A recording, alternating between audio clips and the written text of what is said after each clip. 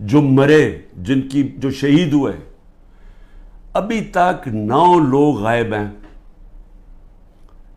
جو پولیس نے یا دھمکیاں دی ہیں کچھ کیا، وہ انڈر گراؤنڈ گئے ہوئے ہیں، وہ بتا نہیں رہے. مسنگ ہیں 9 لوگ. 16 لوگ ہمارے پاس پتہ ہے جن کو گولیاں، 69 لوگوں کو گولیاں ماری اور ان کو شہید کیا گیا. فرانس کے اندر ایک لڑکے کو پولیس نے 16 سال کے لڑکے کو گولی ماری، ایک لڑکے کو. ابھی تک فرانس جل رہا ہے. 1000 سے زیادہ بلڈنگز جل گئی ہیں، گاڑیاں جل گئی ہیں. مشکل نیشنل کرائسس آ گیا ہے.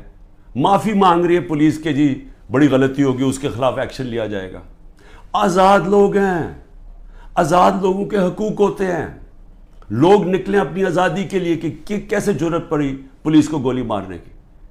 یہاں 16 لوگوں کا آج تک ٹی وی پہ نام ہی نہیں لیا جا رہا. سب نہتے تھے. ابھی مجھے ملنے آئے ان کے 2 بچے، ایک چھوٹے بچے جس کے باپ کو گولی مار دی. وہ دبئی سے کام کر رہے، وہ ایسی مظاہرے کے اندر کھڑا ہوا تھا، گولی چلا دی وہاں. میں سمجھتا تھا 2 لوگوں کی ٹانگیں ضائع ہوئی ہیں، 3 لوگوں کی ٹانگیں ضائع ہوئی ہیں. ایک پیرالائز ہوا ہے جس کی کمر میں گولی لگی ہے. کوئی انکوائری ہوئی ہے؟ کیا یہ انسان تھے نا، یہ پاکستانی ہے؟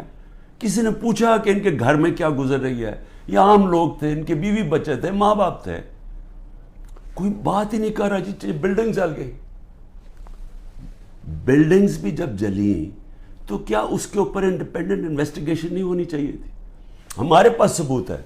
میں اس لیے کہتا ہوں اوپن عدالت کے اندر ٹیلی وائز مجھے سامنے لایا جائے. میرے پاس اب ثبوت آ گئے ہیں. میں یہ ثابت کروں گا کہ یہ سارا پری پلان تھا. یہ مجھے جس طرح وہاں سے اٹھایا ہے یہ بھی پری پلان تھا تاکہ ایک اشتعال ملے. اور اس کے بعد پھر جو لوگوں کا ری ایکشن آیا اس کا فائدہ اٹھاتے ہوئے پارٹی کو کرش کرنے کی کوشش کی گئی ہے.